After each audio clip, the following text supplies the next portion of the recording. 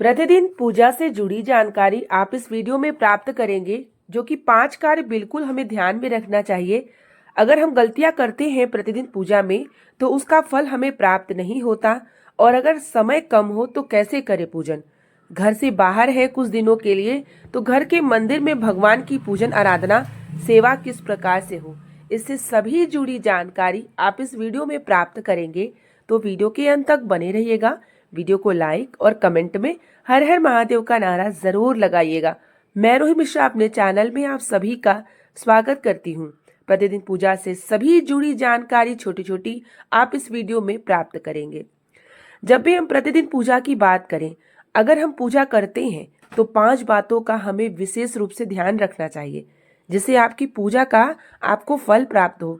आप कितने भी समय कम में पूजा करते हो या कैसे भी करते हो, लेकिन सबसे पहले आपको ध्यान जरूर रखना है। पहला ध्यान यह है, आप पूजा करते हैं, पूजा का जो भी बर्तन है आपका, उस बर्तन को जो भी पूजन करते हैं उन्हें स्वयं धुलना चाहिए। किसी को भी नहीं देना चाहिए धुलने के लिए। यह नियम बना के रखना चाहिए कि भगवान के जो भी बर्तन है उसे आपको स्वयं धुलना है। दूसरा यह कार्य है कि आप पूजा के लिए जो भी फूल चढ़ाते हैं, अगर आप अपने बागवानी से तोड़ के फूल चढ़ाते हैं तो स्नान से पहले फूल को तोड़ लें। स्नान के बाद फूल को नहीं तोड़ा जाता, तो स्नान से पहले फूल को तोड़ लें। तीसरी बात यह है कि जब भी आप पूजन करने बैठते हैं तो आसन जरूर लगाएं। आसन लगाएं और आसन के नीचे जब आसन लगाते हैं आप, तो जल गिरा के पृथ्वी को प्रणाम करें, अपने आप को शुद्ध करें, 3 बार आचमनी करें। उसके बाद जब आप पूजन करके उठते हैं, फिर आपको आसन को उठाना चाहिए। उसके पहले आपको 2 बार जल ओम शक्राय नमः, ओम इंद्राय नमः, यह जरूर करना चाहिए। जब आप पूजा करके उठते हैं, आसन को हटाते हैं, तब यह करना है। 2 बार आचमनी गिराना है जल से, ओम शक्राय नमः, ओम इंद्राय नमः। यह कार्य करने के बाद तब आपको आसन को उठा के अपने स्थान पर रखना चाहिए। ऐसा इसलिए है कि अगर आप यह करते हैं तो आपकी पूजा का फल आपको प्राप्त होता है, वरना अगर आप यह कार्य नहीं करते हैं तो सारी पूजा इंद्र देवता ले जाते हैं। तो इसीलिए जब भी पूजन करें, आसन लगाएं, उसके बाद आपको जो है उठाने के बाद 2 बार जल जरूर गिराएं और अपने मस्तक पर लगाएं। पूजा करते समय जो भी है भोग प्रसाद है, एक बार अपने रसोई घर का कुछ न कुछ बना के जरूर भोग लगाना चाहिए। इससे आपके भाव भगवान को प्राप्त होता है। ये चौथी बात है जो आपको ध्यान में रखना है। तो आपको जो है यह कार्य जरूर करना चाहिए। 5वां यह है कि जब भी आप पूजन करते हैं, पूजन करने से समय बार बार उठना नहीं चाहिए। भगवान का श्रृंगार स्नान करा रहे हैं तो जो जल है उस जल को पूरे घर में छिड़काव और परिवार के सभी लोग आचमनी के रूप में ग्रहण लें। जैसे शिव जी को स्नान कराते हैं, लड्डू गोपाल को स्नान कराते हैं, उनका जल प्रसाद के रूप में आचमनी करते हैं, आप लोग ग्रहण करते हैं, तो सभी प्रकार की रोग दोष समाप्त होते हैं। और पूरे घर में जल का छिड़काव करने के बाद बचा हुआ जल किसी गमले पौधे में डाल दे या वृक्ष के नीचे डाल दे। चढ़ा हुआ फूल भी कहीं ऐसे इधर उधर नहीं, किसी वृक्ष के नीचे, यहाँ जहाँ पूजा पाठ का निर्माण होता है उस स्थान पे आपको रखना चाहिए। तो ये एकदम सरल है। 5 बात आप ध्यान में रख सकते हैं ताकि आप प्रतिदिन पूजा करते हैं तो आपका फल प्राप्त हो।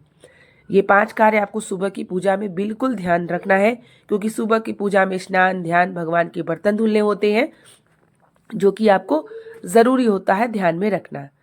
अब हम जानते हैं कम समय में पूजा कैसे करें। बहुत सारे लोगों के पास समय कम होते हैं, वो पूजा कैसे करें।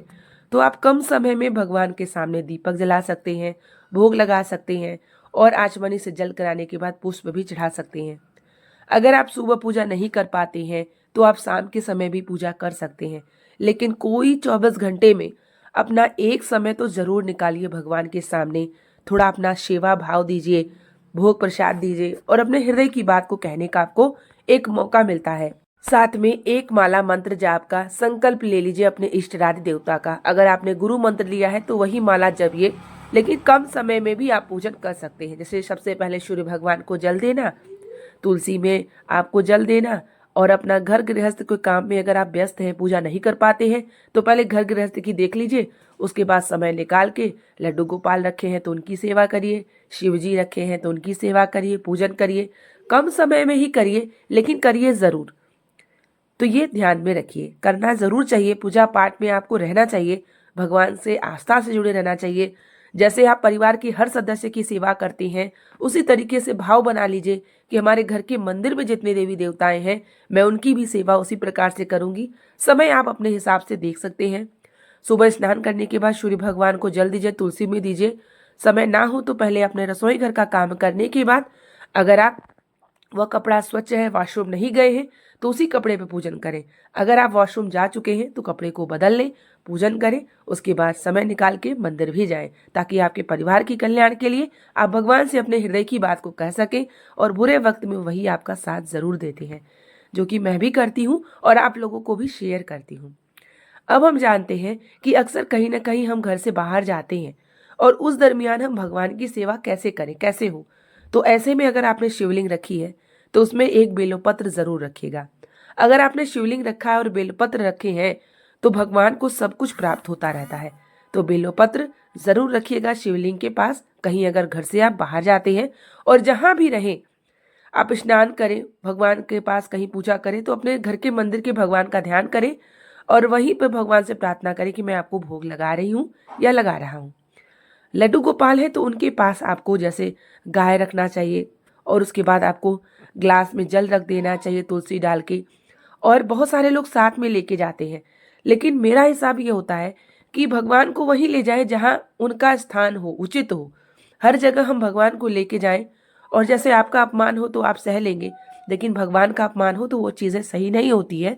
तो आपको हर जगह कहीं साफ स्वच्छता का भी ध्यान, किसी के यहाँ कुछ बन रहा है, कुछ बन रहा है, तो ये ध्यान में रखते हुए हमें भगवान को, लड्डू गोपाल को लेके जाना चाहिए। तो ऐसे में आपको घर में रख के कुछ उनके लिए लड्डू प्रसाद, भोग प्रसाद सब डिब्बे बॉक्स में उनके पास रख दें, ग्लास में जल रख दें।